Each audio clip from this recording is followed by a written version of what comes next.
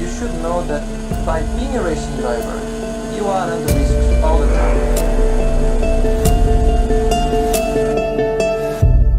The 1st of May isn't a normal day for Formula 1 fans. Ayrton Senna was a legend of the sport. He inspired tons of drivers like Schumacher, Hamilton and also Charles Leclerc. Ayrton Senna is a driver that made the story of Formula 1. Today we celebrate 30 years after his death, but I don't want to talk about the sad part, about the last moment of his life. Today in fact I want to share with you his top 5 races he's ever done. And if you no longer go for a gap that exists, you're no longer a racing driver, because we are competing to win. And the main motivation to all of us is to compete for a victory.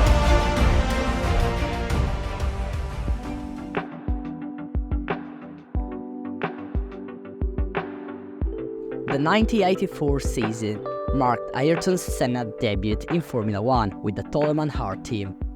The Monaco Grand Prix is known for its challenging condition with narrow streets and tight corners, making one of the most technical and demanding circuits on the Formula 1 calendar. During the 1984 race, adverse weather conditions with heavy rain made the track extremely slippery, testing the driving skill of all the drivers. Even if the Toleman wasn't the best car, Senna demonstrated an incredible talent in handling the difficult conditions, as he was gaining over 3 seconds lap on Alain Prost before the race was stopped. This was an epic performance, even if he didn't win. Imagine a driver that in his first season, in his first Monaco Grand Prix, with rain all over the circuit, can do this. This is an absolutely legend. This is talent. This is the day the entire world discovered Ayrton Senna.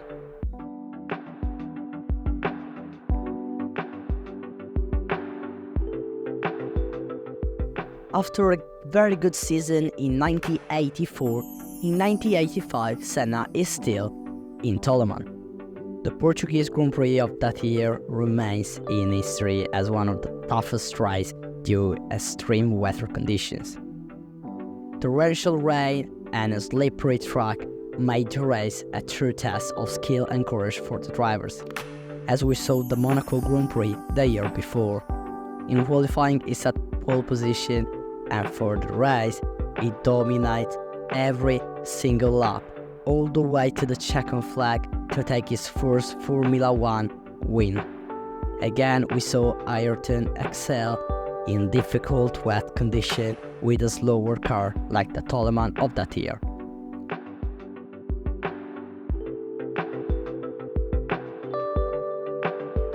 Years passed and Senna joined McLaren in the 1988 season. That particular season was crucial in Ayrton Senna's career. With the McLaren on the team, Senna was involved in a fierce battle for the championship against his teammate Alain Prost. For example, in Monaco, Senna and Prost battled all the race for the lead, and at the end, Senna passed Prost to win the Grand Prix. At the Portuguese Grand Prix, Senna overtook Prost in the last lap of the race, securing Senna a very crucial victory for the championship battle. Then in Italy, in the race, there was a tough battle between the two rivals. Senna was victorious again, finishing ahead of Prost at the checkered flag. Before that 1988 Japanese Grand Prix, Ayrton Senna had 90 points, while Alain Prost had 87. This was the penultimate race of the 1988 season. Senna demonstrated his extraordinary talent and determination. Despite the difficult condition with rain and slippery track, Senna drove masterfully to claim victory and, consequently, his first Formula 1 World Championship.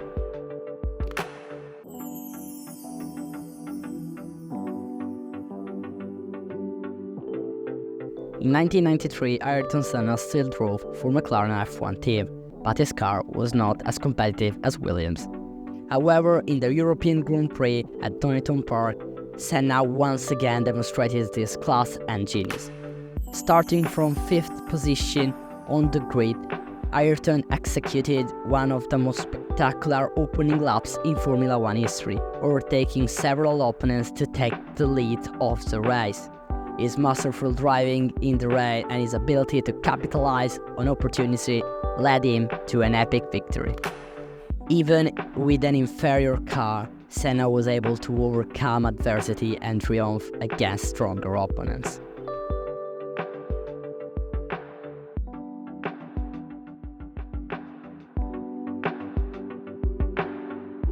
In the 1991 Formula 1 season, Ayrton Senna raced really hard to win the championship. He had a tough opponent in Alain Prost that moved to Ferrari. We are at Interlagos in Brazil in the Senna home race. Ayrton made a perfect start to lead from Nigel Mansell, Riccardo Patrese, Jean Alesi, Gerhard Berger and Alain Prost. At lap 8, the gap between the second was of 3 seconds, but then Mansell started again, and on lap 20 the gap was of 0.7 of a second. But then when they come to the box, the Mansell pit stop was really bad, over 14 seconds. This caused him to race and he re-entered behind Patrese, Alesi and Berger. When also Senna pitted, Mansell was 7 seconds behind him. All the fans now was thinking it will be an easy job for Senna to win this race, but his gearbox was failing. In fact, he lost the 4th gear and Mansell took the lead of the race on lap 60. But then his gearbox failed and on lap 61 he retired. With just a couple of laps left, Senna had also lost 5th and 3rd gears. Now he had to maintain 6 gears in slow and medium corners, meaning that several times he nearly stalled. Patrese was catching him rapidly, but with the gearbox problem of his own, he was unable to pass. Senna won by 2.9 seconds ahead of Patrese. When he crossed the finish line, he started to scream in celebration of achieving his dream of winning at all.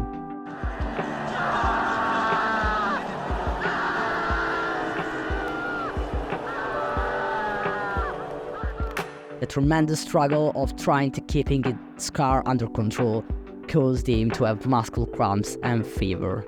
After stopping his car, Senna was almost unable to move on his own. Then, after all of this, he could celebrate with his own fans, to celebrate on the podium with an amazing win. This was the best race of Ayrton Senna, because with only 3 gears at the finish line, he managed to win the race. So Ayrton wasn't just a driver, he was a legend that inspired tons of different drivers. Unfortunately, I never saw him racing. I really wanted to. But, you know, we have to celebrate this driver, we have to celebrate his races. So, if you like this video, please leave a like and subscribe to the channel for more videos like this.